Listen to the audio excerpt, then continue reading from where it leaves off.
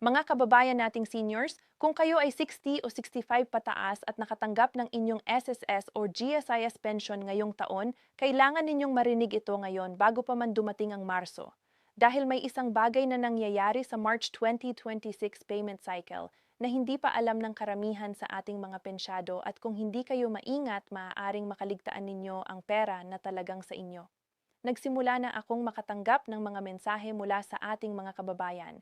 Si Lola Nena mula Cavite, si Mang Ernesto mula Cebu, si Nanay Kuring mula Davao.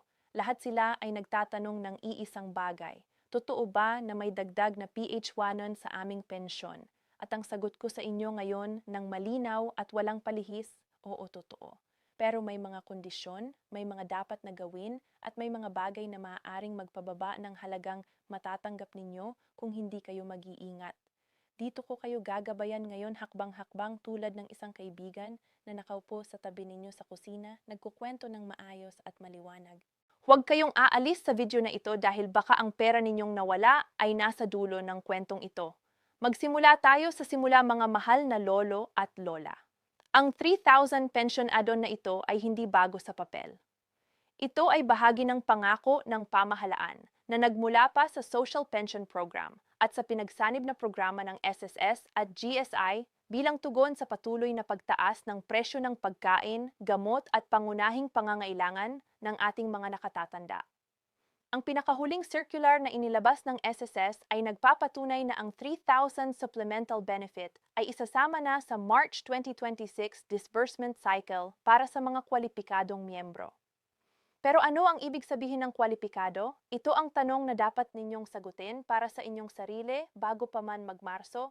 Una, kailangan kayong aktibong tumatanggap ng monthly pension mula sa SSS o GSIS. Hindi ito para sa mga one-time retirement lump sum claimants. Ikalawa, kailangan na nasusubmit na ninyo ang inyong annual confirmation of pensioners o para sa taong 2025. Kung hindi pa ninyo ito nagagawa, ito ang pinakamahalagang bagay na dapat ninyong gawin ngayon. Ang hindi nasusumiti na OP ay isa sa mga pangunahing dahilan kung bakit nahahadlangan ang pensyon ng maraming seniors at hindi ninyo malalaman iyon hanggang hindi pa dumadating ang pera ninyo. Ang 3,000 add-on ay hindi automatic para sa lahat. Para sa ilang miyembro, ito ay pakikita bilang hiwalay na disbursement. Ibig sabihin, maaaring dumating ito sa ibang araw kaysa sa inyong regular na pensyon. Huwag kayong mag-alala kung hindi ito lumabas kasabay ng inyong regular na bayad. Ang SSS ay nagbigay ng window ng 5 araw ng trabaho pagkatapos ng regular na disbursement date para sa add-on na ito. Pag-usapan natin ang tunay na piso at sentimo dahil ito ang mas mahalaga sa inyo. Kung ang inyong kasalukuyang monthly SSS pension ay 4,500, halimbawa ang inyong Marso ay magiging PH 7,500. Ang inyong regular na pension kasama ang 3,000 add-on. Kung ang inyong pension ay 6,200, ang inyong total disbursement sa Marso ay aabot sa 9,200. Tuwing iniisip ko ito para sa ating mga kababayan, hindi ko mapigilan ang nangiti. Para sa maraming seniors, ang 3,000 na iyon ay sapat na para sa isang linggong grocery o para sa isang buwan na supply ng maintenance medicines. Ngayon, para sa ating mga GSIS pensioners, lalo na ang mga retired na government employees tulad ng mga guro, mga pulis, mga nurse sa government hospitals, ang add-on ay isinasama rin sa inyong pension claim ngunit sa ilalim ng ibang kategorya na tinatawag na supplemental pension benefit. Ang halaga ay pareho ring 3,000. Ngunit ang processing nito ay dumadaan sa inyong GSIS Servicing Bank. Kaya dapat ninyong tiyaking updated ang inyong bank account details sa GSIS system. Maraming retires ang nagbabago ng account o nagpapalit ng bangko nang hindi nag-u-update sa GSIS at ito ay nagdudulot ng napakaraming abala. Para naman sa ating mga senior citizens na tumatanggap ng social pension mula sa DSWD, ang mga indigent seniors na may edad 60 pataas na hindi miyembro ng SSS o GSIS. Meron ding magandang balita. Ang DSWD ay nagpahayag ng koordinasyon sa lokal na pamahalaan para sa supplemental cash assistance na nakakabit sa Q1 2026 disbursement. Hindi ito palaging 3,000 dahil nakasalalay ito sa lokal na biyet.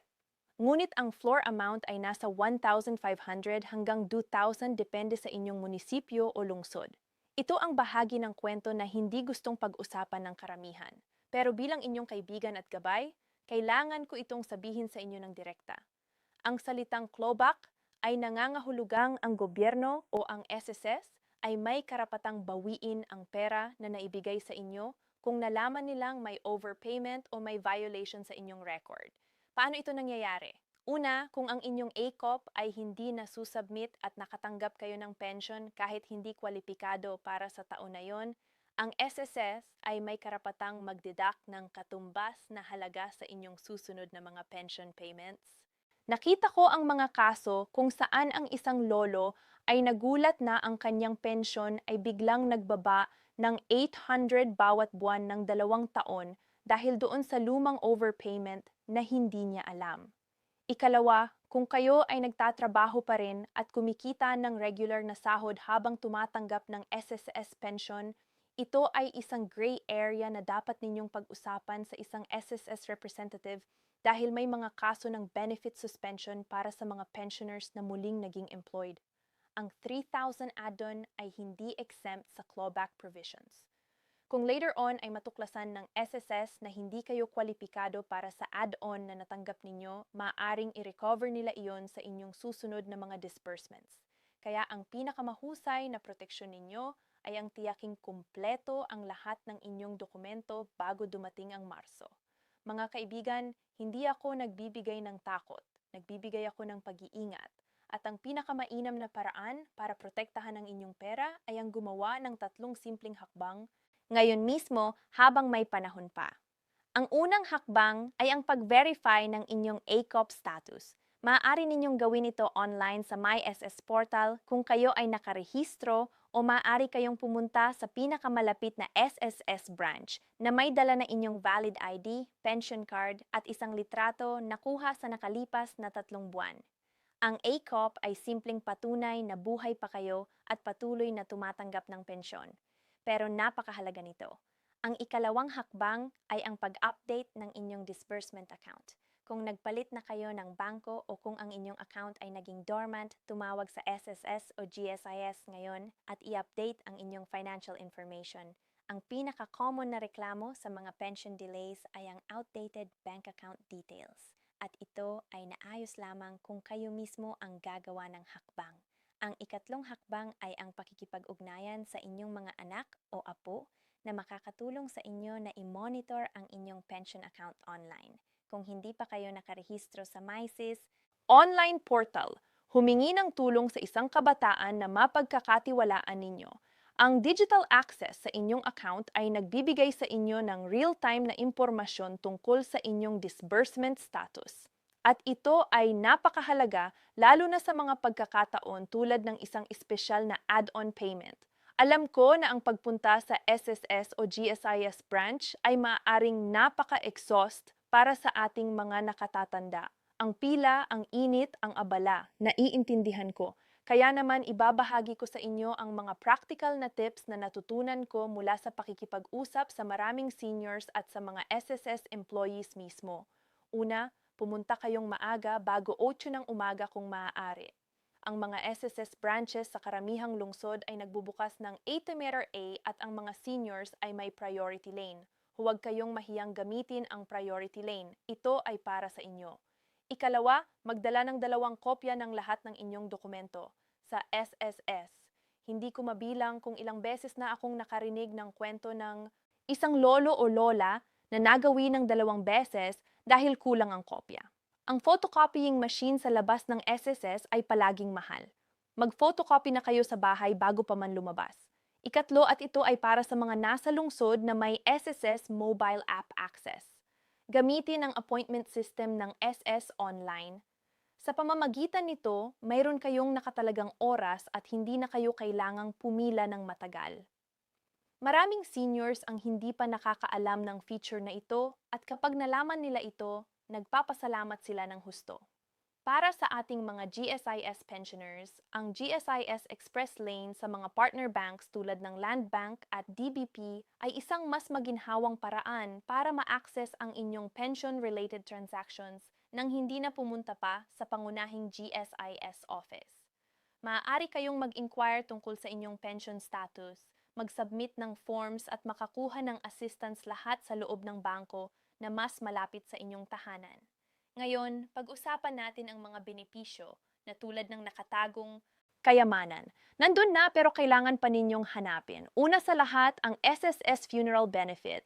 Marami sa ating mga seniors ay hindi nakakaalam na may 20,000 funeral benefit ang SSS na maaaring i-claim ng inyong mga beneficiary. Kung ito ay hindi na i-claim sa loob ng 9 na taon mula sa petsa ng kamatayan ng miyembro, nawawala ito. Siguraduhing alam ng inyong pamilya ang benefit na ito. Pangalawa, ang SSS Sickness Benefit ay maaari pa ring ma-access ng mga aktibong miyembro na hindi pa nagre-retire. Kung kayo ay nasa pagitan ng 60 at 65 at hindi pa kayo nagre-retire at kayo ay na-ospital, maaari kayong mag-claim ng sickness benefit. Ito ay isang bagay na karamihan ay hindi ina-apply dahil akala nila ay para lamang ito sa mga kabataan. Ikatlo, ang GSIS Pension Loan Program ay nagbibigay ng access sa mga pensioners na mangutang hanggang 3 beses ng kanilang buwan ng pensyon ng may mababang interest rate. Ito ay mas mapagkakatiwalaan kaysa sa mga 5 to 6 lenders sa labas.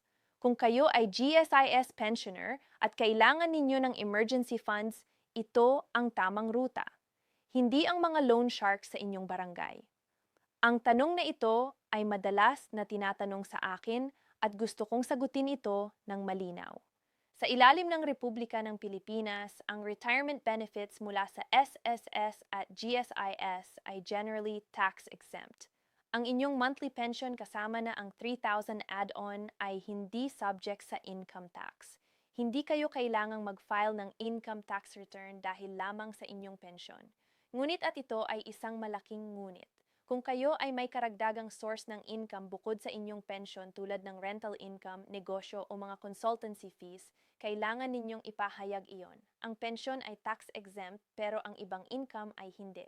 Kung hindi kayo sigurado sa inyong sitwasyon, ang pinakamainam ay kumonsulta sa isang BIR-accredited tax practitioner o sa lokal na BIR office na may priority service para sa mga senior citizens. Bilang pagtatapos, gusto ko kayong iwanan ng isang mahalagang mensahe tungkol sa pag-maximize ng inyong retirement income. Ang 3,000 add-on na ito ay isang pagkakataon at kung ito ay gagamitin ninyo ng matalino, maaaring malaki ang pagbabago nito sa inyong buhay. Isipin ninyo ito. Kung ang inyong regular pension ay 5,000 bawat buwan at nag-add kayo ng 3,000 sa Marso, ang inyong total para sa buwang iyon ay PH 8,000. Kung ang 3,000 na iyon ay maingat na gagamitin para sa advance na pagbili ng 3 buwang supply ng inyong maintenance medicine, maaari kayong makatipid ng hanggang 15% kumpara sa pagbili buwan-buwan. Ang maliliit na desisyon na ito ang nagbibigay ng malaking pagbabago sa pagtatapos ng taon. Ang isa pang estratehiya ay ang pagsali sa kooperatiba na para sa mga senior citizens sa inyong barangay.